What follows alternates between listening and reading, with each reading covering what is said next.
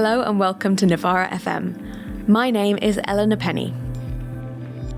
Listeners who've been waiting for 14 years for the defeat of the Tory party might be relieved to see them collapsing into chaos as they face down the prospect of a wipeout at the polls on July the 4th. But they might also have the sweetness of that moment soured by the idea of a Starmer government, where the right wing of the party are in power, having hounded the left and its ideas back to the margins. Anyone interested in making radical change in Britain must now ask themselves the looming question: how do you make that change happen within the party and within society more generally when you've been consigned to the sidelines, the backbenches, when you're outside the halls of power looking in?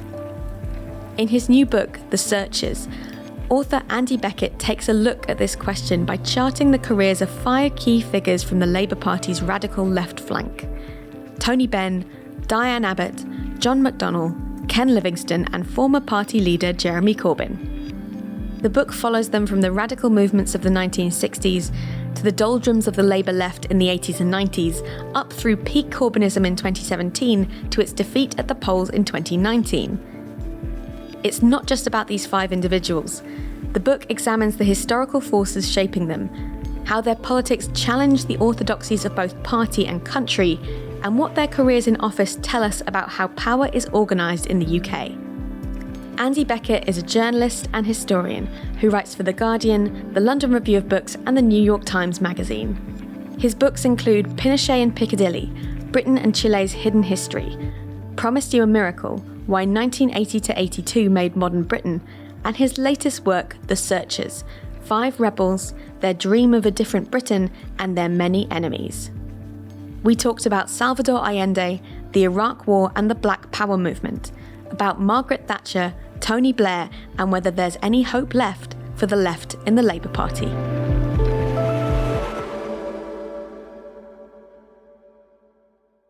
Hi, Andy. Thank you so much for being here. Thanks for having me. So you've been reporting on the Labour Party for years in various forms. Tell us about how this project emerges out of your reporting, and why do you focus on sort of these figures specifically of kind of all the members of the Labour left across the years?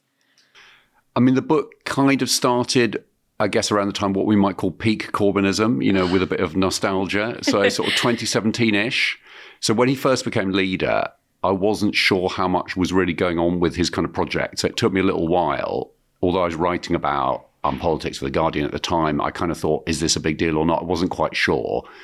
But once it became sort of intellectually and I guess electorally more sort of vibrant in 2017, I thought this is really interesting. And I wrote a big Guardian piece about the kind of wilderness period for Corbyn and McDonnell and Diane Abbott. And then I kind of thought there's a bigger story here, which is that there's been a part of the Labour left which since the late 60s, specifically since 68, has tried to kind of devise what I'd see as a sort of more forward-looking, socially liberal form of leftism. And I began to realise that Tony Benn was the kind of daddy of that project in a rather paternalistic sense, and that John McDonnell and Diane Abbott and Jeremy Corbyn and Ken Livingstone were the kind of later members of the sect, I guess, as you might see them as. So I realised they had connections to each other kind of personally, but also there was a story you could tell that went from the 60s through the sort of 70s and the GLC, and then through the kind of anti-Iraq war kind of activism and the anti-capitalist activism of the late 90s, right up to the Corbyn leadership. And there would be a kind of ebb and flow to the kind of the performance of this sect. There'd be times where the sect would be really unimportant and beleaguered, and be other points at which it was going to be on the verge of a huge breakthrough. And I guess that's what the book is on a narrative level, is kind of telling the story of that ebb and flow. And it's trying to connect up bits of the story of the left that maybe hadn't been connected up much before. So you call them heretics, right? Can you tell us a bit about the orthodoxies as you see them, that they are being heretical against? I'm curious as to where you think these orthodoxies lie. Is this with the state, with kind of Britain in a loose sense, with the Labour rights? Who is laying down these orthodoxies, and what do they look like? I think it's kind of all of the above. Right. So on the sort of national level, it's all big business, the civil service, the City of London, the mainstream media have a broad assumption, I think, that power and the distribution of it should kind of remain the same. And so somebody like, for example, Tony Benn, who comes along and quite articulately says, this is how power lies and that should be changed, and explains why that should happen, is quite threatening.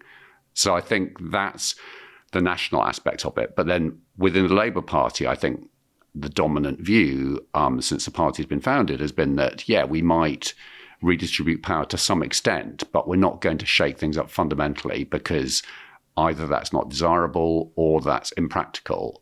And that both of those orthodoxies, the kind of National and the Labour Party, are things which these heretics are absolutely not part of. And I think some of the sort of anger against the people I've written about and their determination to destroy them at various points is really interesting. And in a way, that's one of the reasons for doing the book, is not just what motivated these people on the left, but why did they wind up their enemies quite so much? What nerves were they actually touching? So kind of it's a book about power in Britain and about the right of the Labour Party as much as it is about the left, really. Why were these people so threatening? Because the five I've written about, they're all quite flawed characters. Really, they're kind of left-wing social democrats. They're not exactly revolutionaries. So why did they have to be stopped? What was motivating that? And I think, I've previously written a lot about radicals of the right, although my politics are on the left. I've written a lot about Thatcherism, and I'm always interested in radicals because I think what they propose and how they are opposed tells you a lot about the kind of bigger landscape of power. And I think that's partly what this book is about. It's about what did this kind of rebellion, this heresy from the left reveal about power in Britain and how the majority of the establishment feel it should be distributed. So to dig into all of that a bit more, I think let's start with this foundational year that you talk about, 1968. And there's a few things that are cropping up, right? One is how it shaped what you describe as their kind of social liberalism that maybe differed from the sort of kind of hard, masculine, white, factory-only imaginary, potentially, of the left beforehand, very statist, very top-down, et cetera, et cetera. And you have the student revolution coming along to maybe shake that up a little bit. But obviously their experiences of 1968 are very different, lying along the lines of both class and race, because alongside the student revolution, as you point out, you also have the Rivers of Blood speech. So can you talk to us about how we should be interpreting how 1968 formed these characters and kind of shaped them into the politicians that they turned out to be? Sure, yeah. I mean, for Tony Benn, a lot of people will know, prior to 1968, he was a very successful Labour minister, relatively centrist, kind of good media performer, a bit distrusted by the party. So in some ways, a bit like a kind of young Tony Blair, really. And 68 was a kind of epiphany for Ben. Ben went along to an alternative university that had been set up in Bristol in his constituency and sat in on these sessions about feminism and black power. And he writes in his diaries that it just kind of changed how he thought about politics. And obviously, I'm sure the epiphany wasn't quite that neat, but he essentially realized in 1968 that a sort of centre-left orthodox Labourism was not enough. And there were all these other things going on in social movements that were very important.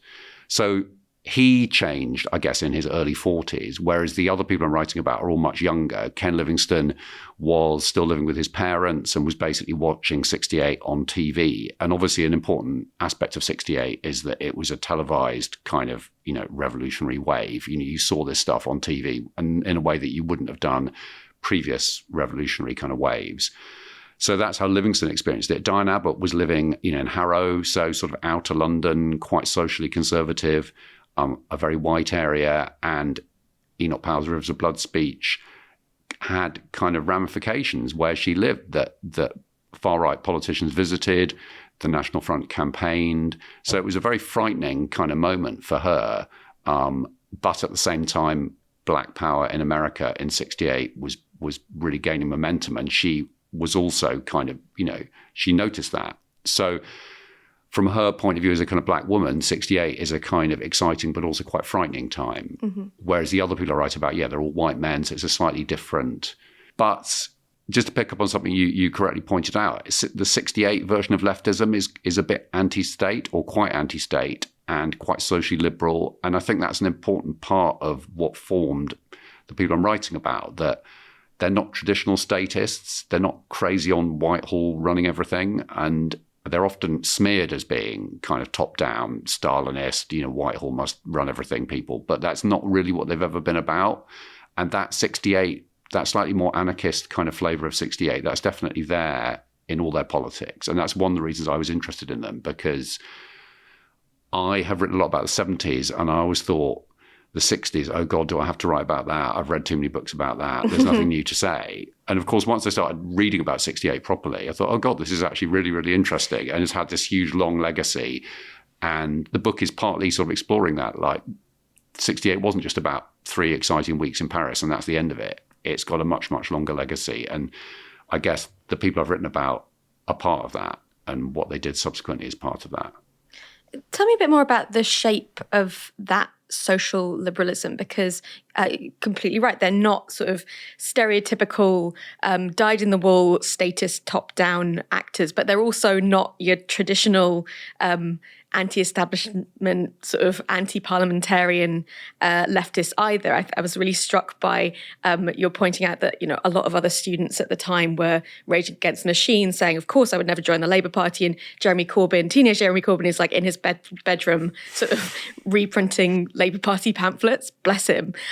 So why do you think they were kind of drawn to, first of all, this sort of form of social liberalism, but also why did they think that the Labour Party was, I guess, the way to go with that? I think some of it is generational. Like, to pick on Ken Livingstone, Ken Livingstone in the 60s was a young man. He was really into, rock music, and, the 60s kind of cultural explosion was something that he found exciting personally. So for him, the idea that leftism should be sort of liberal and modern just seemed natural, I think. Mm-hmm. Ben is different because he's an older generation.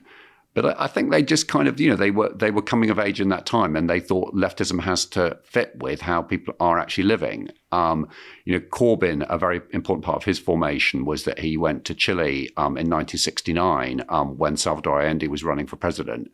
And Corbyn was very, very excited by the kind of Allende version of socialism, which, as a lot of people will know, was a kind of quite libertarian version of socialism.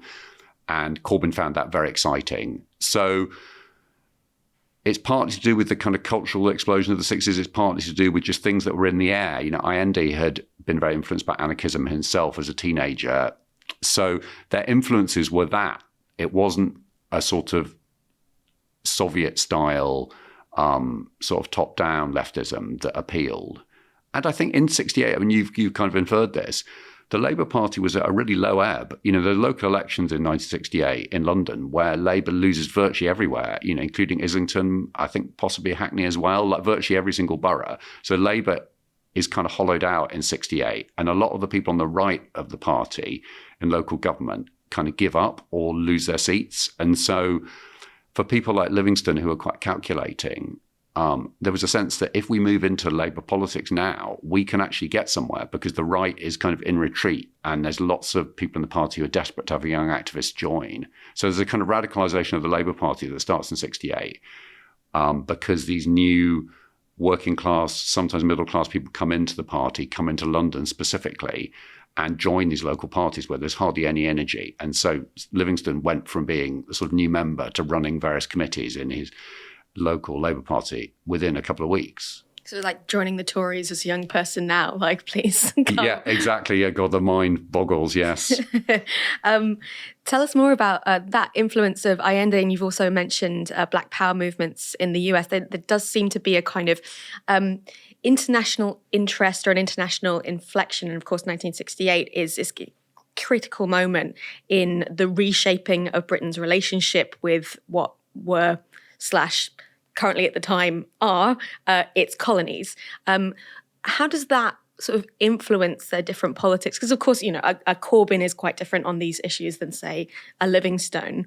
But still, there seems to be something about the interest in the international and the interest in or criticism of like how Britain has historically wielded its power within the ranks of these people that you're talking about.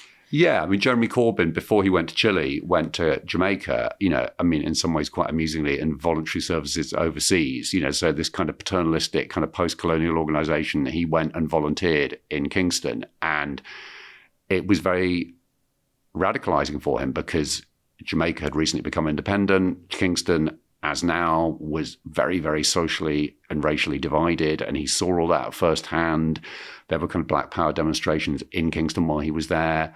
So he saw, I guess, at first hand, what countries might be like after Britain had occupied them and then left them. And that was radicalizing. And I guess 68, as you said, it was a global event. And what was happening in Chile under Allende got a huge amount of attention around the world. It was in tabloid newspapers. It wasn't just something in The Guardian. So I think in this period, in the sort of late 60s, early 70s, if you were on the left, being internationalist seemed quite natural. And also it's quite exciting. If you were just thinking about the Labour Party solely within the British context, as might be the case now, it could seem a bit narrow and a bit depressing. Whereas if you think, I'm going to be a councillor in South London, but I'm really part of a global alliance that encompasses Salvador Allende, then that's more exciting than thinking, it's just about Harold Wilson. Yeah, I can get on board with that. That's a little more glamorous, yeah. Yeah, I think it is. I think it's also, it's an important element in how they managed to keep going at various points, because Corbyn will say, if you say to him, God, Labour have just been wiped out, he'll be like, yeah, but, people I know in Mexico are now running the country. So if you're constantly drawing that broader international frame, there are all kinds of emotional and political compensations for kind of failure in Britain if you see yourself as part of a wider struggle. That will truly be my magnesium tablets at night.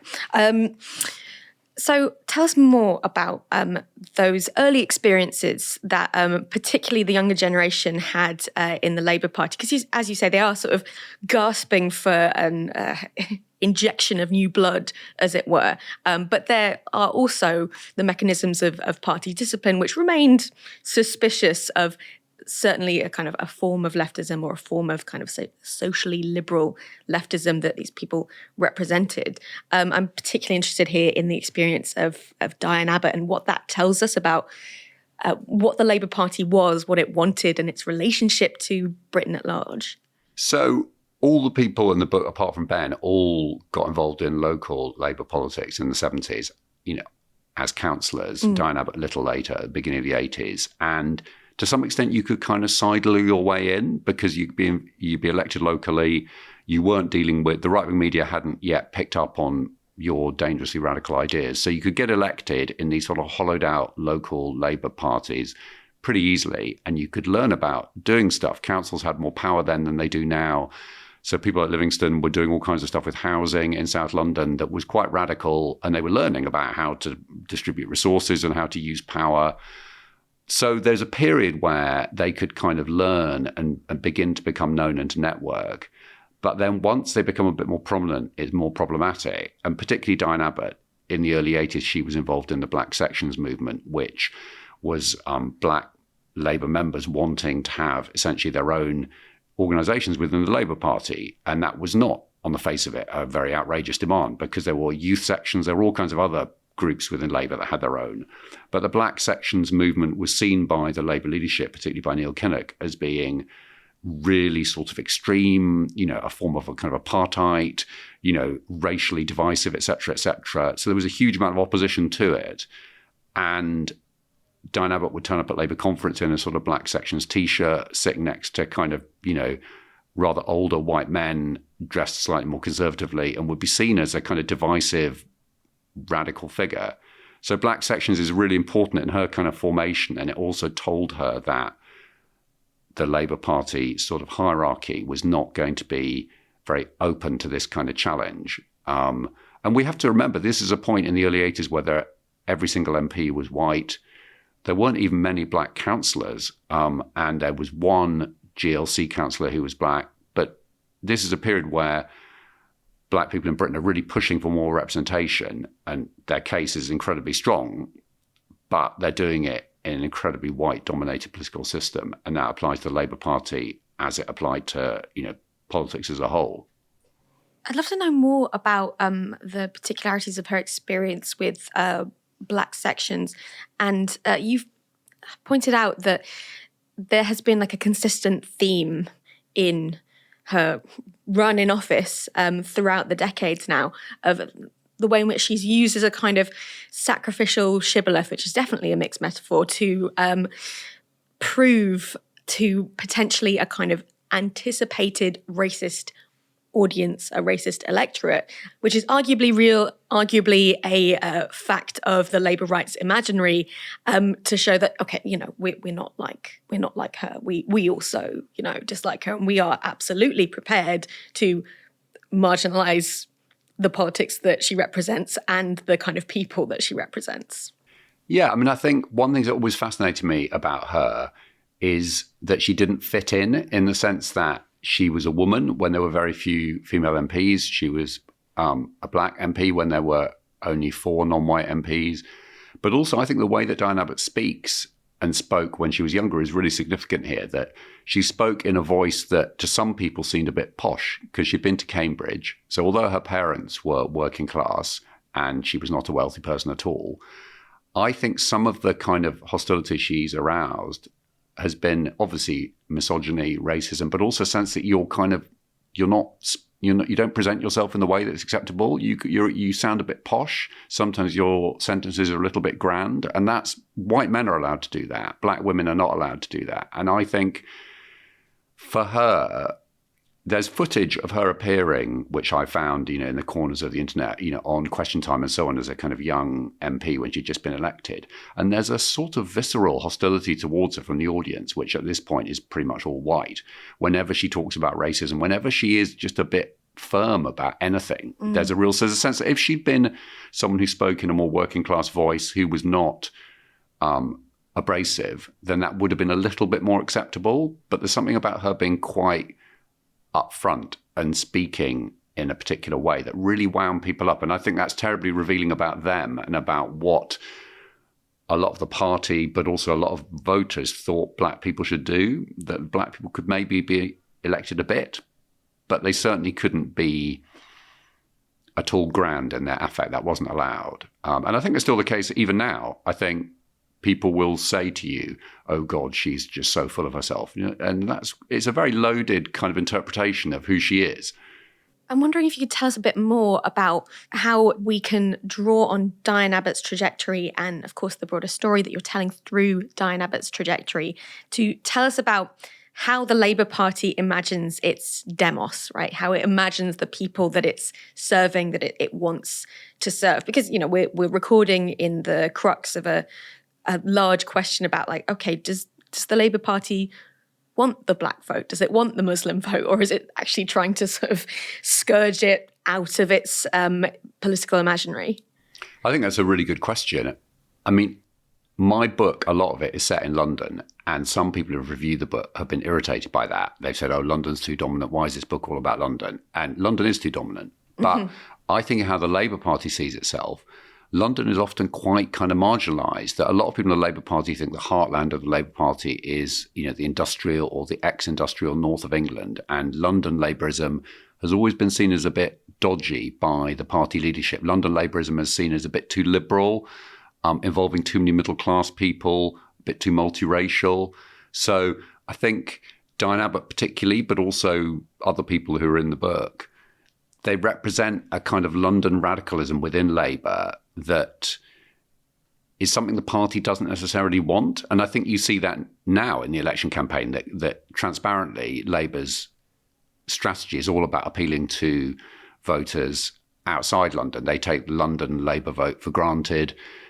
There's a sense in which a kind of southern sort of metropolitan kind of Labourism is still not seen as quite Labour enough by a lot of people in the party, even though, and I'm not a Labour member. I don't want to rose tint what Labour is like in London, but I would say Labour in London, my experience of it is it's a bit more vibrant and cross-class in London than it is in a lot of the rest of the country. And yet, when you talk to Labour people, they'll often say, oh, you lot in Hackney, you're all just kind of, privileged, people who are just sort of, drinking expensive coffees and not doing any activism. And yet they're speaking from constituencies where virtually no one canvasses. So I think to some extent the book is a kind of pushback against that story. Because obviously if we look at the history of Labour, really, the north of England is incredibly important, but so is particularly East London in the very early days of the Labour Party. So I'm trying to slightly reclaim that, to say that all kinds of Labour people in London, through the GLC, through Corbyn's leadership, through John McDonnell having a constituency in, suburban outer London, a kind of white working class and immigrant constituency, which is not full of middle-class lefties like me. He's got a huge majority there. So there's an interesting project that he's pushed through there, that he's brought radicalism to an area that, on the face of it, might be a Tory seat, and yet he has a large majority. So I think there's all kinds of things Labour has done in London which are quite interesting and quite innovative. And I'd say the party outside London has often ossified a bit, over recent decades. So I wanted to kind of explore that a bit, the sense in which these people don't fit in and that they're disliked by the kind of Labour mainstream it tells you something about how the party sees itself and which voters it thinks are important. Tell us more about the history of what seems in some ways to be a kind of very conscious using of London, or as a territory of experiment, as a kind of nursery or a laboratory for left-wing ideas, for left-wing politics. Of course, you've got the GLC looming large in these histories. How did that come about? Well, local government, as I've touched on, had a lot more power and autonomy back in the sort of 70s and the 80s than it has now. Mm-hmm. And particularly John McDonnell, who worked at the GLC as quite a young man in his late 20s as the kind of finance, as a sort of chancellor of the GLC as he saw it, identified that local government legislation that the Tories had passed in the early 70s was quite vaguely worded and contained all these provisions for extra council spending, which if you were canny, you could use that money for doing things like giving money to gay rights groups or to black groups.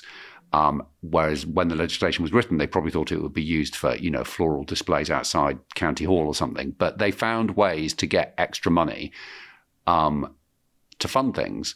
And so there were all these kind of opportunities in city government that maybe weren't there on a national level. And it's really interesting that in the 70s, I write about this, Ben wanted to do radical things on a national level as a minister in the Wilson government. And those were all kind of squeezed out and Ben was demoted. Whereas at local level, Livingston and McDonnell particularly were able to really do quite a lot. And the national press were furious and described it as kind of loony left stuff the GLC was doing. But at a London level, that wasn't necessarily that much of a problem, because in London, people were not necessarily reading the national press to understand what was going on in their capital city. So there were kind of opportunities that were identified in local government. And I guess one of the questions the book asks is, if you're on the left, should you be pushing for like national power, or is that just a doomed enterprise? Or should you be looking for power more locally, a kind of radical city, if you like? Because city electorates are a bit different. You can avoid the national press a bit more. And it's interesting quite how much, particularly the GLC, managed to do at a time where Thatcherism was dominating the rest of the country. It touches on what they are conceiving of what success looks like and what success means, right? And maybe in slightly tragic terms, potentially, how much we can just think of survival as success versus, more grand long-term ambitions to actually change the nature of power in this country. Yeah, I think you're right to sort of suggest, is survival enough? And there are periods when I was writing the book where I was quite depressed, because you're writing about stretches of, say, the 1990s where all the people in the book are quite marginal and they're just kind of getting by. And I was interested in the psychology of that. Like, how do you actually kind of keep going as a person if you're just a kind of backbench MP who is seen as marginal?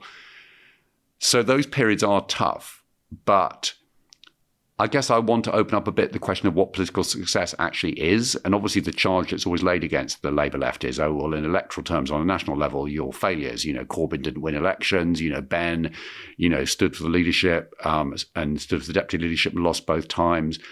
But I'd argue that level of success, electoral success, is important. But actually changing the kind of common sense of the age about social issues is incredibly important. And I think particularly the GLC changed how people think about things like sexuality and race. And you can see that because if you look at GLC leaflets, which were seen at the time as loony, they're like something you would get from an HR department or a primary school now. They're essentially saying diversity is a good thing and a kind of vibrant multicultural London is a good thing. And those things are quite orthodox, even within parts of the Tory party now. So you can see that there's been a kind of quite a big kind of, I would say, sort of invisible victory by this kind of post-68 left. Now, it doesn't mean everyone in the country is liberal. I get that they're not. But without wanting to be too optimistic, I think some of the kind of anti-woke kind of backlash has an air of panic about it. I think there's a sense that liberalism is maybe not the dominant sort of social mindset in this country, but it's quite close to that. And quite soon it may well be, because more conservative people won't be here anymore. And that's not a permanent victory. Young people can become more right-wing again, as we're seeing all over Europe. But currently in Britain, there are a hell of a lot more people who think being gay is okay than there were in 1980 or 1960. And that probably would have happened anyway, but I'd argue that the people I write about in the book accelerated that process politically a lot, because they gave it validity. They gave those kind of minorities resources, and they kind of marketed social liberalism as being a kind of exciting thing. The GLC, its kind of communication strategy, its use of sort of posters and TV. You couldn't go anywhere in London during the GLC without seeing a massive GLC poster saying GLC working for London on it in probably quite a good font. And so the idea that liberalism was kind of dynamic and exciting and kind of modern was communicated very effectively. And again, I think we might take that for granted now, but I think that was a really powerful thing. And I think, the country has been changed by these people in ways that is often not acknowledged. It's important for their opponents not to acknowledge that.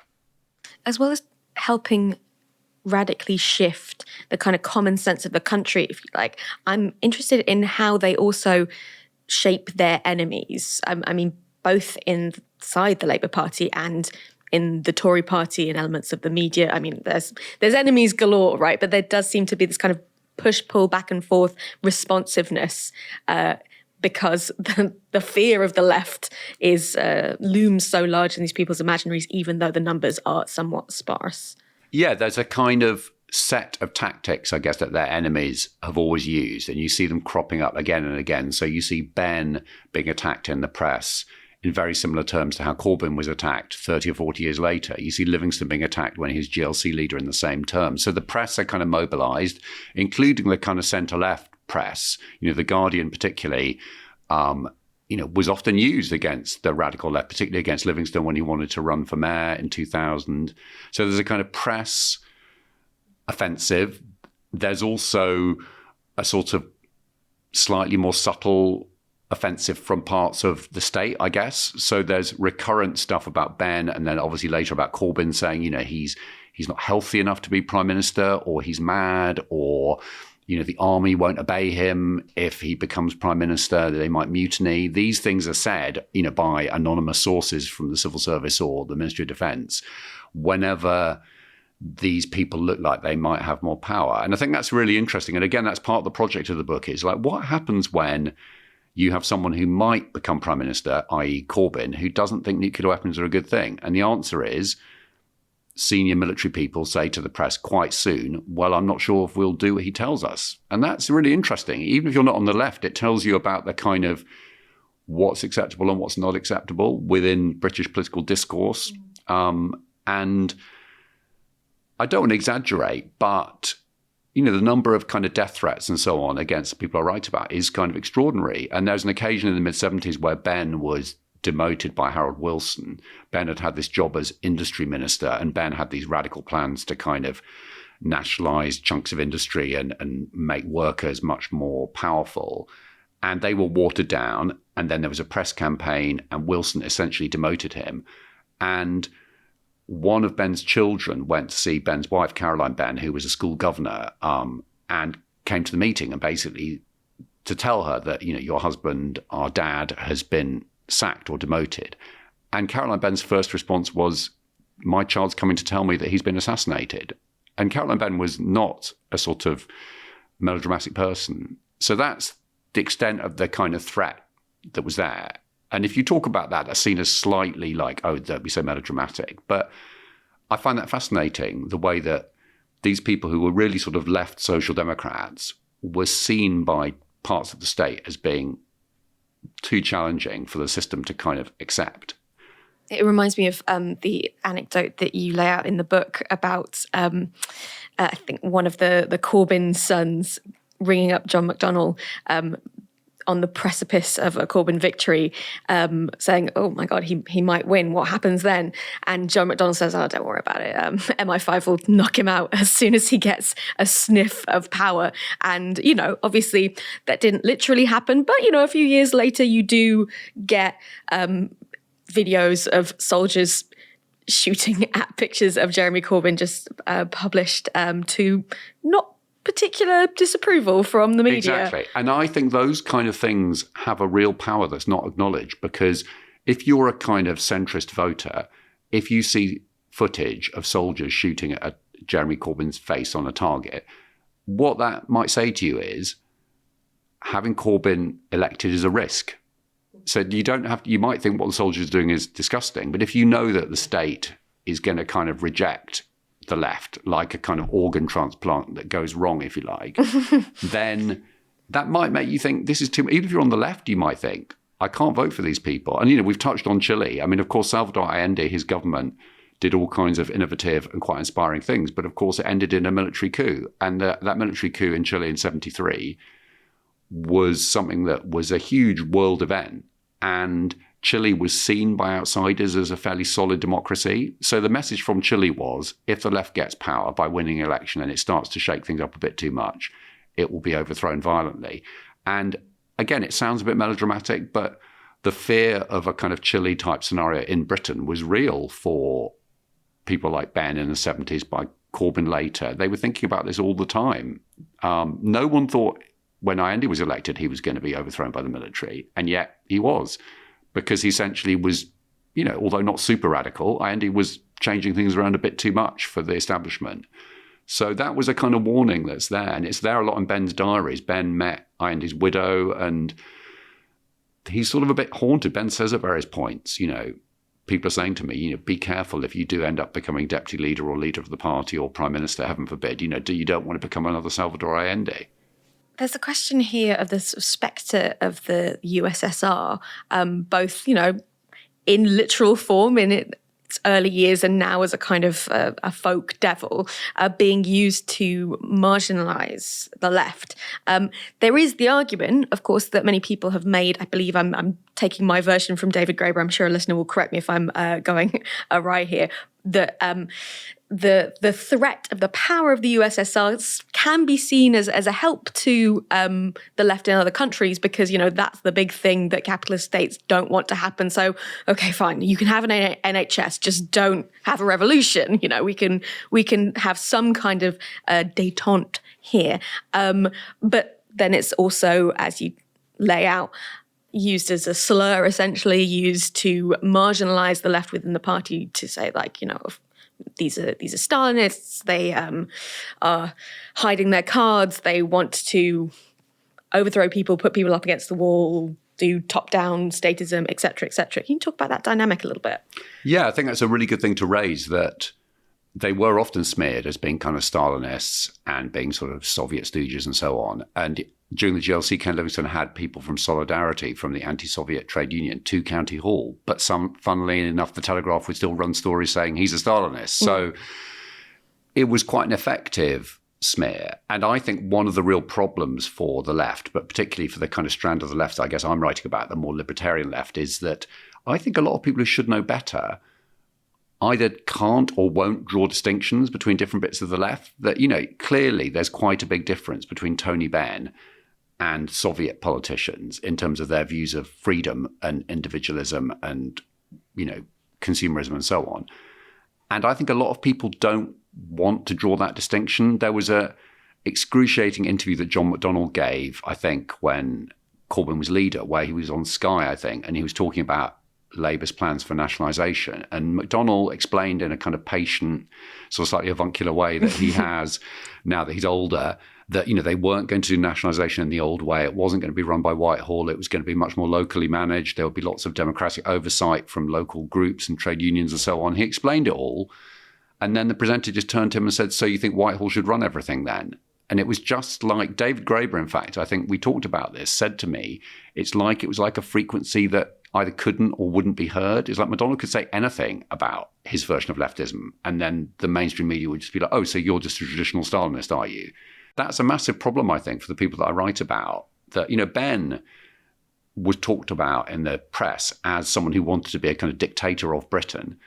And, Ben was not perfect, but Ben had been an MP since 1950. So by the time people are saying you don't like democracy, he'd been an MP for 25, 30 years and had a kind of romantic, I would say over-fondness for the House of Commons. And yet people were saying, oh, no, you want to get rid of democracy. So it was almost like anything these people did to show that they were basically pretty pro-freedom could be just sort of swept out of the picture. And in turn, they were just caricatured as Stalinists. And yeah, I think a lot of people that should know better were quite happy to do that. I expect the right to do that caricaturing, but I think liberals or people on the centre left, during the Corbyn leadership, you got the same thing.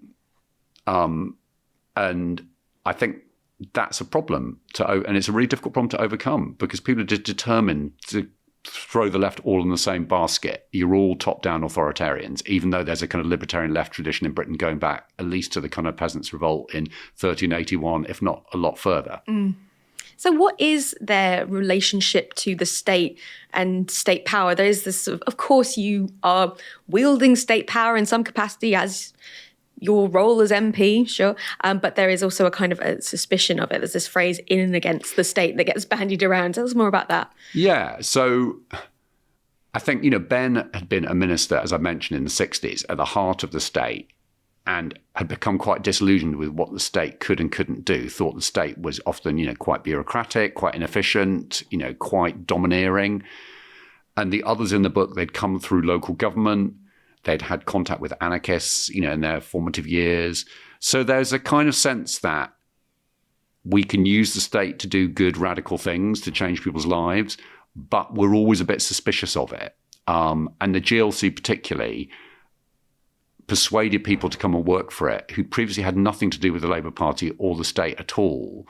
And people were always encouraged to sort of do it in a kind of cautious, slightly questioning way. And I think that remained the case. McDonnell, even now, if you talk to him about the state, will say, the state is probably the best mechanism for making a more equal society, but the state is also quite bullying. Look at how the welfare system works. So there's a sort of suspicion of the state.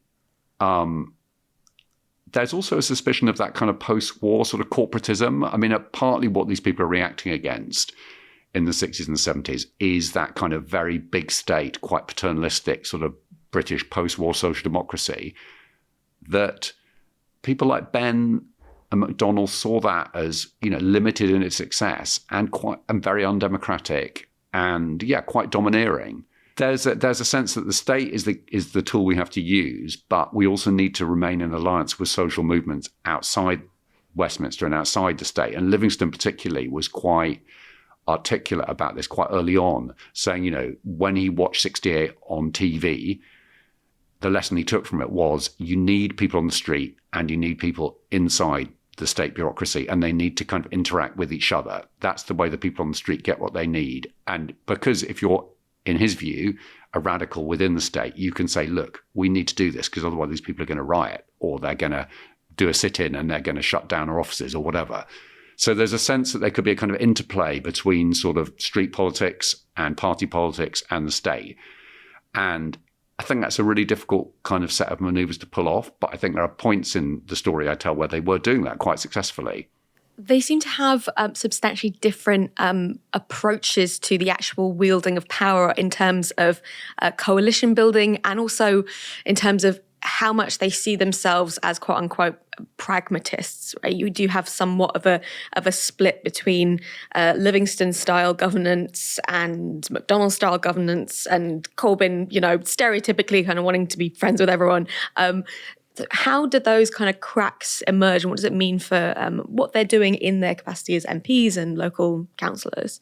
I think you're right. Livingston, particularly at the GLC, but then as London Mayor as well, was very much like, let's build coalitions. That's the only way we're going to get what we want done. And we'll draw them very broadly. As Mayor, we'll even bring in, the City of London and, finance capitalism.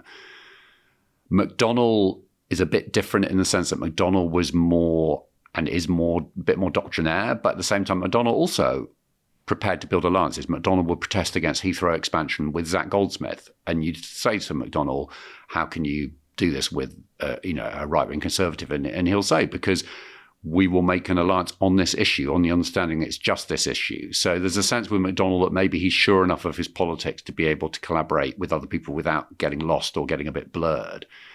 But then there are other people within this group who are more purist. I'd argue that one of the failures of Corbyn's leadership was that although Corbyn on a personal level likes to get on with people and can get on with almost anyone, on a political level, I think he was less comfortable in sitting in rooms with people who he didn't really agree with on many other issues. And I think that was a problem. There was a kind of tension in the Corbyn leadership between McDonnell wanting to coalition build and Corbyn finding that all a bit difficult or just feeling uncomfortable.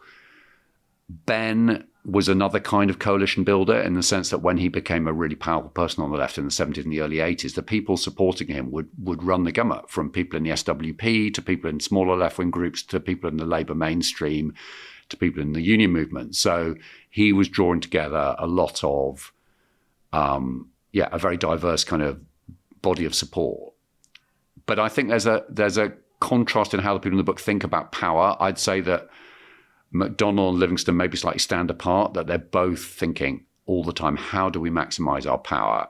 What's the best environment on a kind of state level or a party level to maximize our power? Whereas I'd say that Ben and Corbyn are a bit more alike, that although both very powerful figures in their own ways and in some ways kind of heroic figures, they're less thoughtful about how you maximize power, and they're both slightly more ready to enter kind of national electoral contests, whether it's for the party leadership or deputy leadership or for the, running the country, in ways that I think are, that terrain's quite difficult for the left, I think. I want to get into a bit of a autopsy, of the Corbyn leadership, the Corbyn years in a bit. But first, I want to talk about the Blair years, right? So what would these figures' role within the Blair years and Blairism, and how did they shape? I mean, did they shape it at all? Was the question, right? It's interesting, isn't it? Because obviously we're familiar now with the idea that these people, not McDonnell, but particularly Diane Abbott and Corbyn, are sort of, either expelled or barely tolerated in the Labour Party. Whereas in the Blair era, Blair had the confidence and the huge majority to not try and drive them out of the party. People would say to Blair, you should expel Corbyn, he's a nightmare. But he wouldn't do it. And it's partly because Blair felt that if the party was openly divided, that would be problematic presentationally. And there was a confidence there. Blair was like, doesn't matter, Corbyn's just one guy. So there was a sort of sense in which they were tolerated but patronised as well. I remember, I was a constituent of Corbyn's in the 90s, and I remember thinking then, I'm a bit more on the left now than I was then. Then I was a bit more centre-left. And I remember thinking Corbyn is obviously like a good man and I'll vote for him in the election, but he's a bit irrelevant, really. Do I really even have to engage with what he stands for? Particularly, I remember thinking this in 97 or 2001. So they were kind of tolerated, but kept quite marginal. And at the same time, the Labour Party tried to stop them gaining further recruits. So Peter Mandelson supposedly had this phrase that he wanted the left to be in a sealed tomb, that the left could kind of continue to exist, but no one could join it. So if you were in the Labour Party as an MP in the 90s or the noughties, and MPs told me this, if you went and sat in the tea room with Jeremy Corbyn, a whip would come up to you afterwards and say, if you hang out with Jeremy Corbyn, you've got no future. Just a word, so a word to the wise. Yes. So in some ways, they're very marginal. They're in a state of sort of political suspension somehow. But of course, there's this thing that starts to happen under Blair, which at the time people didn't pick up, but is really obvious in hindsight, which is that the activism that grew up particularly against the Iraq War, but also activism that was kind of engaged with what was happening in South America, particularly with Chavez in Venezuela, started to draw in a lot of, as we know, kind of younger people into politics again. And Corbyn and Ben and McDonnell, they engaged with those movements. They were often there at the events. So you can kind of see this sort of like prototype Corbynism beginning to form in the sort of latter part of the Blair premiership, where young people and old lefties are in the same room in huge numbers listening to Chavez, and there's Ben or Livingston introducing him. And so there's a kind of connections being formed. And I went on a lot of demonstrations in the sort of late 90s, and I remember looking around me and thinking, there's a lot of people on these demonstrations that are younger than I'm used to seeing on demonstrations. They're not all white. And there's an energy and there's something happening here. And at the time, I didn't think, this is going to lead to some kind of left-wing Labour leader. Of course not. But I think that was the early formation of what became the kind of Corbyn coalition. It's like old white lefties, if you like, mixed in with non-white younger people in very large numbers, often quite anti-imperialist in their orientation. So we're talking about the Iraq War or about the Afghanistan War or about global institutions of capitalism and how they're awful. So there's a kind of interesting, slightly subterranean coalition building going on. And because Blair keeps winning elections and because the mainstream media are just obsessed by Blair and how he's doing, even though there were very big demos, as we know, against the Iraq War and so on, although they received coverage, they weren't really seen by the mainstream media, at least, as being the sign of a kind of coalition building. They were just seen as like one-offs.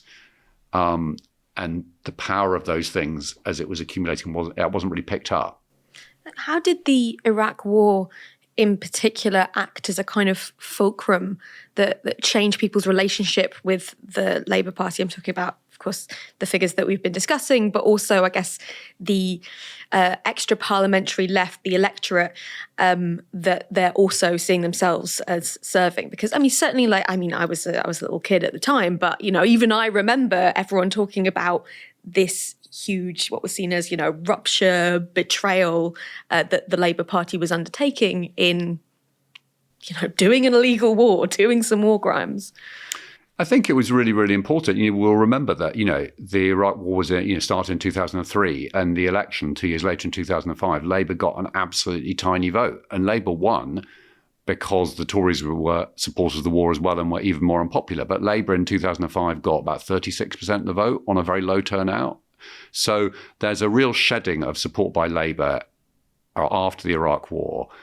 And I think that's important. And at the time, the really big marches, the conventional view was, they failed because Britain's still gone to war anyway.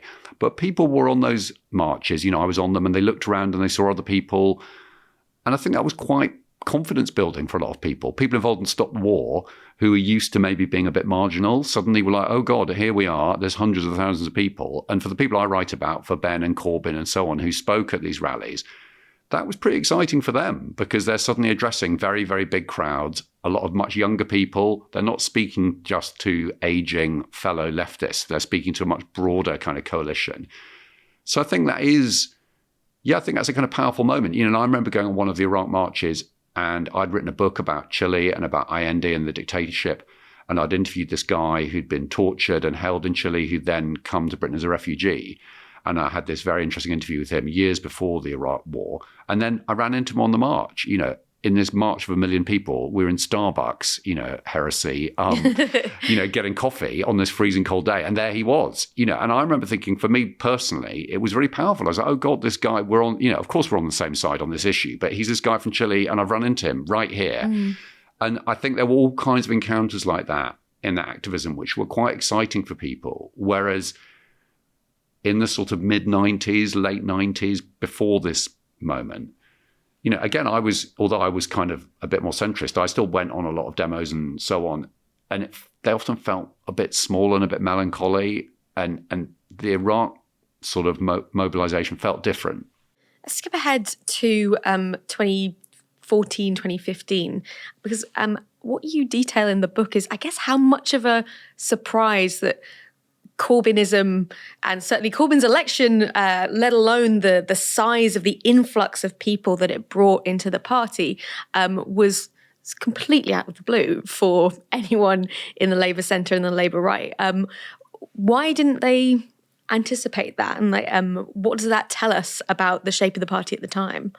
I think it partly tells us that the party and the media were very fixated on Westminster, and so they weren't thinking about this kind of street politics that I've talked about. We haven't touched on this, but, all the student demonstrations at the beginning of the Conservative government, 2010, 2011, that kind of radicalisation was really large and powerful. So that was almost like a second wave after the Iraq activism. So I think the Labour Party and the media weren't really paying enough attention to this kind of street politics. I think that's part of it. I think there's also a funny thing that in 2014, a lot of quite legendary figures on the left died in 2014. So Tony Benn died, Bob Crow died, and there was a really there was a sense in the media that, oh, the last leftists have kind of died, they're gone, and it was very sad that these people died, some of them kind of prematurely, but that kind of, I think, maybe gave the centre-left additional reasons for complacency. They were like, oh, well, Ben's not around, Bob Crow's not around. So effectively, the left has kind of died out.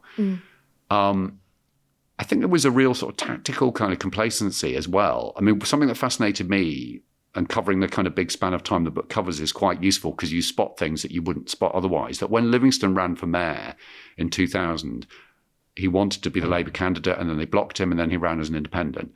And the ways that Labour tried to stop him running then and tried to destroy his candidacy were identical to the ways they tried to stop Corbyn winning the leadership in 2015. And in 2000, it didn't work. Totally failed. Livingston won easily. So they didn't learn from 2000 that if you just smear people in the press and exaggerate, their extremism or whatever, that maybe that won't work. And so they tried the same things with Corbyn. That there were all these, all this. Once it seemed that Corbyn had some momentum in the contest,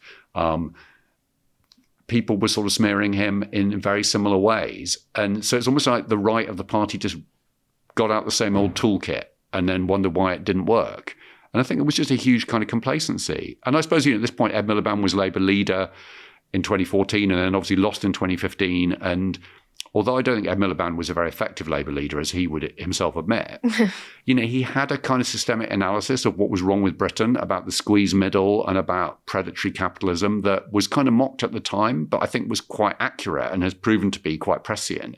So I think the right of the party and more broadly learned the wrong lessons from Ed Miliband's leadership. They thought what Ed Miliband's failure to win the election in 2015 means is the parties should move back to the right. Whereas what Ed Miliband had actually identified was there's a constituency out there for people who say the economy isn't working for anyone under 40, et cetera, et cetera.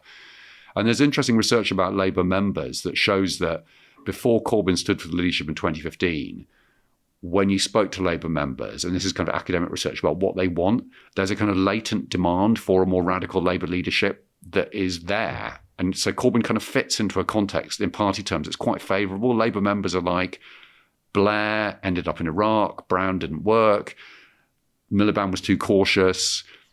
And so Labour members, temporarily were in the mood for a more radical leader. And it's interesting, isn't it, that the party hierarchy and the media didn't pick up on that change of mood, but it was definitely there in 2015.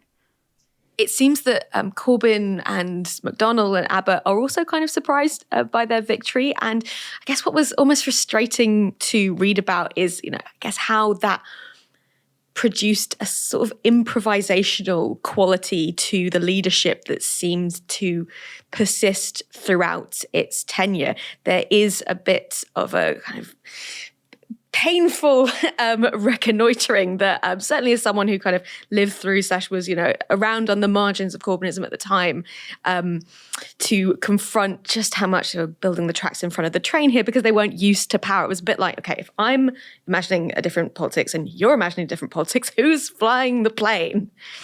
I think that's a really good point. And I think when Corbyn first became leader, I think one of the reasons that I didn't think it was a big deal, other than the fact that I was mistaken, was that I kind of picked up on that. I thought this is all a bit rickety and ramshackle, like he's just proposing extra bank holidays and reopening coal mines. And how is this a kind of modern leftism? That was, some of his early policy offer was quite kind of, basic. And there's a shortage of personnel because obviously, as we're discussing, the Labour Party, most of the people in it who are on the left, who are politicians or kind of fixers, were older and younger people hadn't yet rejoined the party. So yeah, there was a kind of improvisational quality. And people like Andrew Fisher, who I talked to in the book, say that in the early days it was kind of terrifying. You'd sort of turn up at the office and, the good computers would all have been nicked by, the party staff who didn't like Corbyn. And you'd be left with the old computers and you didn't have a very good sort of basic setup to run anything. And that took quite a while to sort that out. And I think some of the struggles that Corbyn had early on were to do with that. And as I've inferred already, Corbyn hadn't himself thought about power that much. He'd been in some ways a very effective MP, representing causes, going on marches, thinking about the left in global terms. But he wasn't like someone like Livingstone who'd really thought about how do you make a bureaucracy work. So if you like, the parts of the left which were good at exercising power, other than McDonnell, weren't necessarily that involved with Corbynism that early. Livingstone was involved as a kind of advisor on defence policy very early on, but then got involved in a controversy related to the anti-Semitism question and was basically sacked. So I don't want to say Livingstone could have sorted it all out, but someone like that, if they'd been drawn on a bit more, that might have helped. So yeah, there was a kind of ramshackle, unready quality to Corbynism. And I think maybe there's a period in the middle of his leadership where that's less the case, or 2017, first half of 2018. But at the beginning, it's like that. And then we'll probably get onto this. I think the latter stages, it's a kind of bunker phase where the people who become important in Corbynism are people like Len McCluskey, who are kind of quite tough and who are good at sort of dealing with being under fire. And those people are really valuable, but the sort of more open quality of Corbynism in its early days gets lost a bit, I think, in the latter stages. And that's a problem as well. So it's almost like too loose at the beginning. Then there's a period of a year or two where things are kind of just about right. And then it's too closed at the end. There seems to be a kind of a challenge at the centre of telling a history in the way that you're telling it in this book, which is, okay, to what extent is the biographical angle the appropriate lens through which to view this moment in history, and to what extent should we be leaning on a kind of more structural analysis, etc., which redounds to the question of like, okay, was it Corbyn or was it the world, right? Is it the case that, if you had, I don't know, Diane Abbott or John McDonnell or, I don't know, Len McCluskey in leadership, might we have seen a different outcome? Or is this just, the forces of the state were always going to be arraigned to crush a movement like this? I mean, in a way, it's kind of a contradictory book because in some ways it's biographical. It's about 5 people. And although it doesn't really go into their kind of private lives, to some extent the story's told through them. But there's a lot of material in the book about how important structure is, the structure of the media, how resources are distributed. Corbynism would not have happened without a big chunk of the population not getting a good deal out of contemporary capitalism. That's the key thing that gets it going. So structure is really, really important. But I do think that if the personnel had been different, things might have been different. If John McDonnell had better health or better confidence about his health, possibly he might have been leader. Possibly he would have been rather more effective than Corbyn. I think, I don't really get into that what if in the book, but I think that's a question that's there. So I kind of think maybe this is a kind of pathetic consensual answer, but it's kind of both. Structure is really important. And the ways in which they're opposed, that's quite structural in the way that Allende was opposed. It's like parts of the state or parts of capitalism just saying you are going to shift the resources around in ways that we don't like. And that's fundamentally why we're against you. It's almost nothing personal. It's just like, how dare you suggest that a chunk of each company might be owned by its employees, as McDonnell and Corbyn proposed. That was just, I remember reading the coverage in the FT about that. And the FT had done this thing about Corbynism, of particularly about McDonnell, sort of a bit of respect. McDonnell's quite clever. He understands the economy. There was a little bit of sort of, I won't exaggerate, but there was some warmth towards him. But as soon as he came out with that proposal, which I think was a really good proposal, that employees should own, a minority share in lots of businesses, and that would gradually change how businesses functioned. Mm-hmm. I remember the FT just kind of shat on it. They were just like, this is basically a statist takeover of the entire economy. It's be disastrous and it's evil and manipulative. And I'm slightly paraphrasing here, but that was really a moment. Not that much. That was a real moment of clarity for me. I was like, oh yeah. The FT suddenly, as soon as he proposes, really quite a modest structural change in the economy that even some people on the right might actually favour, like get the workers involved as shareholders and then the company will make more money. It was totally rejected and caricatured. So I think the kind of structural forces against them were really powerful, and I think they were really, really hard to beat. And I think we can talk about Corbyn's limits as a leader. We can talk about the limits of the Labour campaign in 2019, and they're real. But I think, even someone of kind of Tony Blair's ability, just to say something a bit eccentric, would have struggled to win the 2019 election. had he been against Brexit plus Boris Johnson plus the forces of capital in Britain. And obviously Blair would not have had that position. But I think it was really hard, particularly in 2019, for any leader of Labour, particularly of the left, to actually win, because it's almost like everything had been mobilised against them in a way that, I remember at the time thinking, this is quite scary. It's like, I'm on the left, but even if you're not on the left at all, this is like a real mobilisation against any kind of alternative. And there was a similar mobilisation against Benn in the 70s. And yeah, it's powerful. And it operates at so many different levels within the state, within the media, within the electorate, within the Labour Party. Somebody from the shadow cabinet said to me a couple of weeks ago that when Corbyn became leader, they were really surprised and depressed to see quite how few people who were seen as being on the soft left of Labour were prepared to have anything to do with Corbyn at all. That this person I spoke to said they thought that some people would try and see some good in Corbynism and would try and cut deals. And instead that hardly happened.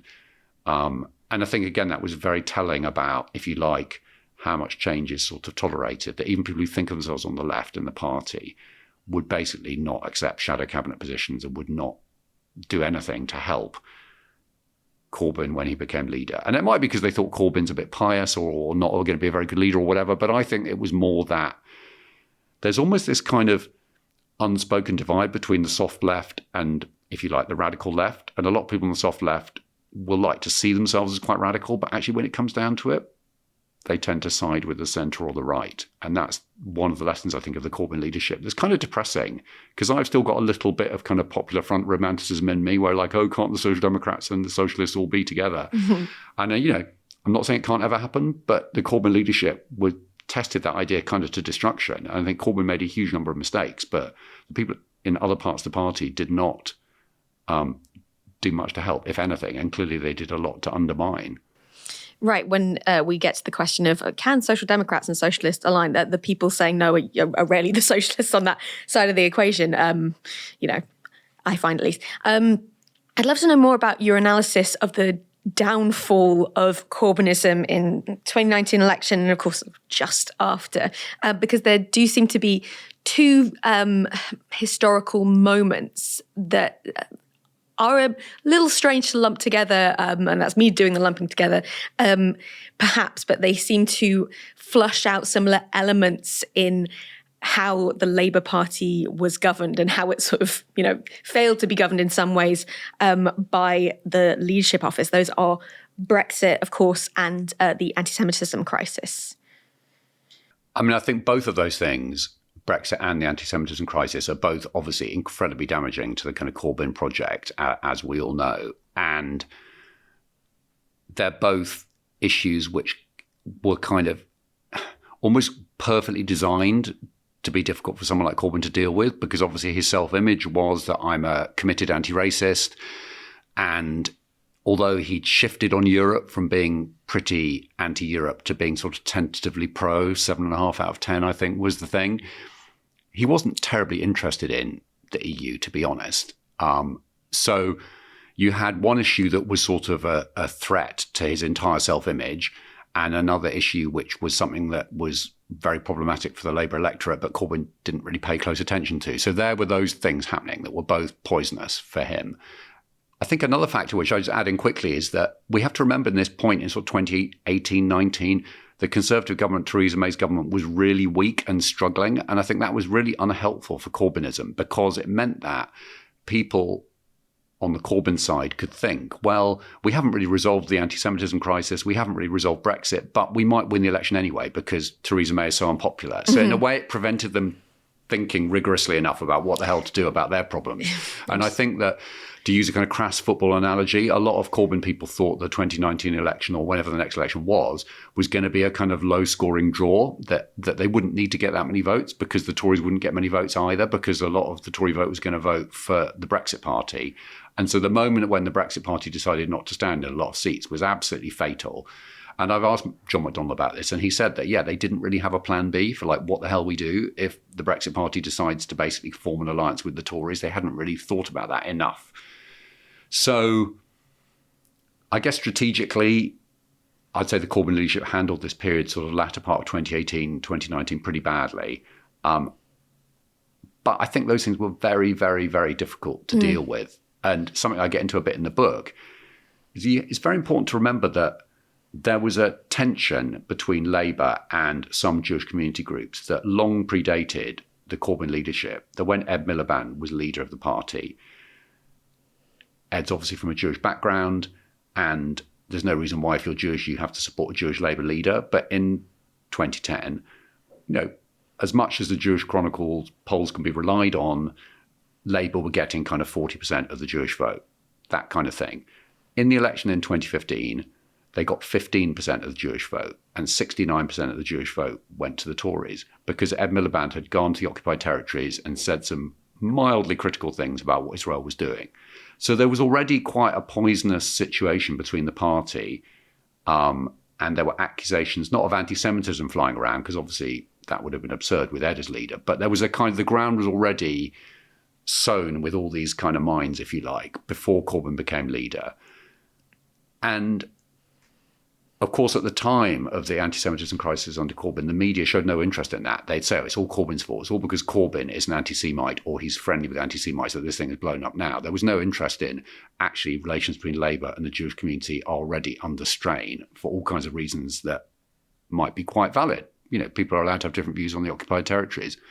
So things were already poisoned. And there's deeper history as well, that when Ken Livingstone was running the GLC, one of the things they did was give a lot of money to minority groups, as I mentioned, and they gave a lot of money to Jewish groups.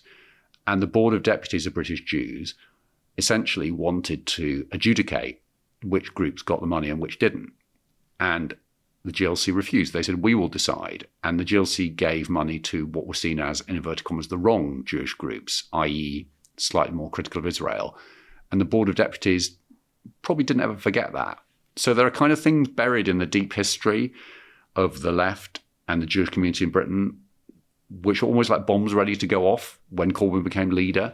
So I'm not exonerating Corbyn for how he handled it. I think he handled the crisis pretty badly. But there was a lot of stuff under the surface that was there already, the mines that he kind of trod on, if you like.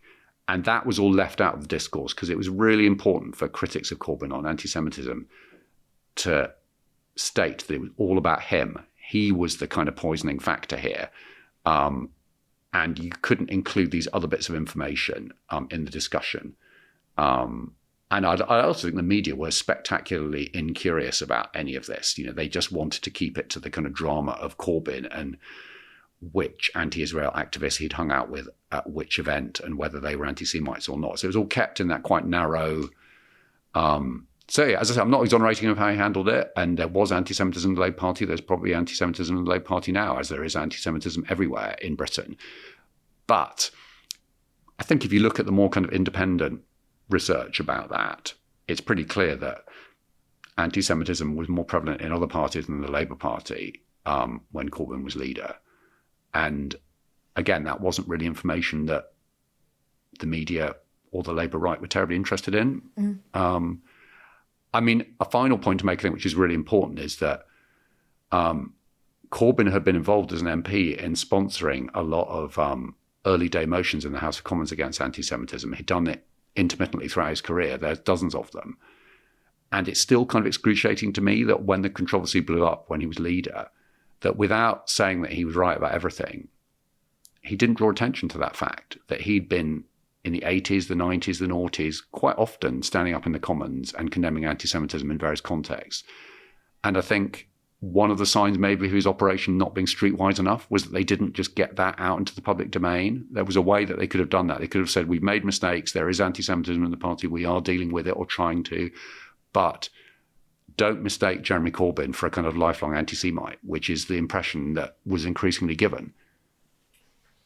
This is a personal bugbear of mine, and I'm trying my best, gripping my legs under the table to spare the listenership with a sort of 3-hour rant in which I condemn the coffers of Novara Media to a lot of libel lawsuits. So I would instead like to just ask you how you kind of think about this in terms of the things that we've been talking about. insofar as the problem of success and failure, right? We've mentioned that success doesn't always mean, electoral victory, right? So when do we call things a failure? And also, how can we count the successes of Corbynism if you indeed think that there are some? It's a really good question because, of course, if you make the argument that success isn't just in elections and it can be gradual, even though I think those things are both true, that can be an excuse for kind of losing, that kind of Gramscian view of the left kind of gradually advancing through institutions and civil society. Although I think that's a very profound and important insight, that can also be an excuse for saying, oh, well, we lost the election, but look, we've got a few more left-wing journalists at X newspaper, therefore we're winning in the long term. So I think you've got to be careful. But I guess what I would say is that a huge number of people were involved in left activism under Corbyn, and that's quite formative in a way that we don't fully know yet. That, we've got the left has been essentially driven out of the Labour Party now. We're about to have pretty certainly, a pretty centrist Labour government. But all the thousands of people that were involved, that won't necessarily leave them. And something that really struck me when I went to some of Corbyn's rallies at the end of the 2019 election, where it was clear he was going to lose. I remember going to this rally in Bristol, and it was on the kind of College Green in Bristol. And it was, it was quite a nice day for December, but there were thousands and thousands of people there. And you looked around and you were like, oh my God, there's a lot of privilege and cultural capital in this crowd. All these people, it's like the kind of young people of Bristol who are basically going to run Bristol in the future. They're all in this crowd. Now, for a lot of them, being involved with Corbyn would just be like a passing thing.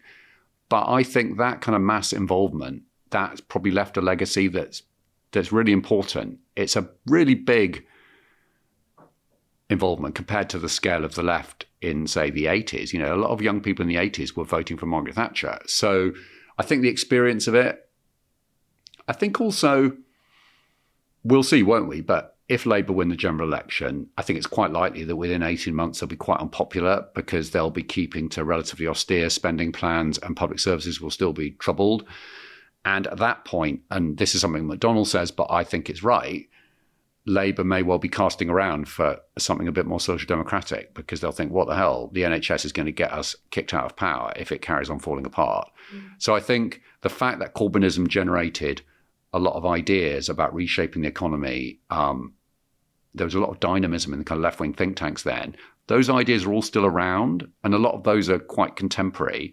And currently, obviously, Starmer and co say we can't go near any of them because they're associated with the bad old days. But those ideas are around. And I suspect that if a sort of centrist Labour government really runs into trouble, it won't suddenly become really left-wing. But on a case-by-case basis, it might think, oh, yeah, someone who worked for McDonnell did a lot of interesting work on a wealth tax. Maybe we should get that up and see what we can do with that. So I guess that's my optimism, that the right of the Labour Party, and I'd say kind of centrism generally, hasn't generated a whole lot of ideas since the 90s. I'm 54, so I was at university in the sort of late 80s. And I went to university with some of the people who ended up being ministers for Blair. And, they're smart people. And it's really striking how they haven't, Blairism had a kind of dynamism to it. It had a kind of intellectual heft. I don't think it was the right project, but there was a curiosity about British society and how it could be changed. And Blairism, there were clearly political ideas. And it's really striking that these people that I met at university and some of whom I sort of still see occasionally, I kind of think, what fresh thoughts have you actually had since the 90s? And I would say not very many. Devastating. And obviously I'm not going to say this to their faces, but that's what you're kind of thinking, that my day job as a Guardian columnist, I'm always interested in what's new, who's having a new idea, whether on the right, the left, the centre, whatever. And the centre left and the centre, you kind of look in vain for new thoughts about, where's Blairism 2.0? I don't see it. And I think a lot of the aggression and the kind of anger of the centre against Corbyn was partly a way of avoiding that. Because I think there's some kind of self-loathing there in the centre, oh my God, we might be about to win the election, but we don't actually have any ideas. Or our ideas are a bit boring. They're kind of traditional, fiscal discipline and so on. So if you have a kind of vacuum like that, whereas on the left has not much power at the moment, but it has quite a lot of ideas, I think that's an unstable kind of situation. And that's grounds for hope, I think, if you're on the left, that there's a vacuum that can be kind of filled. And obviously the right as well has kind of tested a lot of its ideas to destruction. And arguably the radical right in Britain hasn't had a new idea since about 1984. So if the left is the one part of the British political system that has had some fresh ideas in the last 30 years, then at least potentially there's things to be picked up there. And when you add that into, of course, all the things we know about how the economy isn't working for most people, that's not a bad context for the left to get somewhere. Because if you're having an argument in the pub about capitalism, if you ever do, you can't really win that argument by saying capitalism is working. Even pretty right-wing people will be like, well, actually, I haven't had a proper pay rise for about 15 years, etc. So I kind of think, if you like, a lot of those structural conditions are still quite favourable.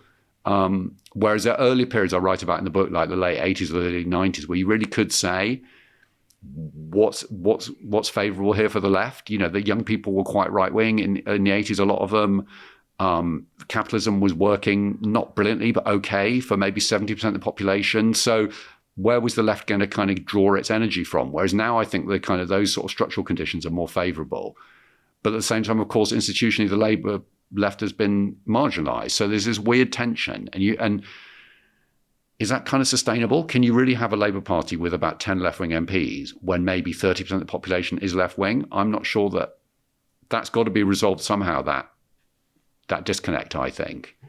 And again, maybe this is over-optimistic, but I think that politics often catches up with social conditions or economic conditions in the end. There can be a big lag, but ultimately for politics to work, it has to relate to kind of lived reality. And I think that centrism now, and obviously the Conservative Party, neither of them really speak to how most people are having to live.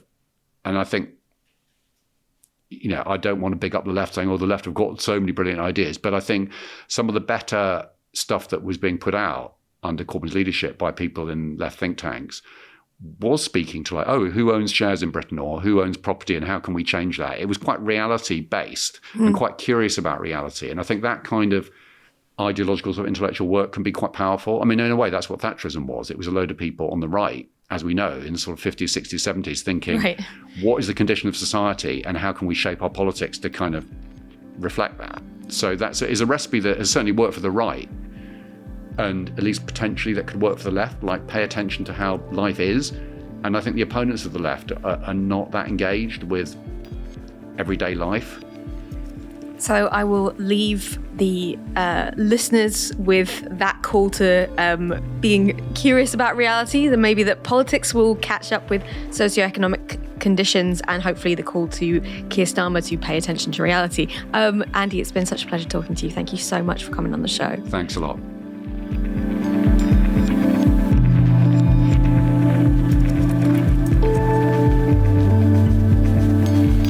Support independent journalism and set up a regular donation to Novara Media from just £1 a month. Head to novara.media/support or face the consequences.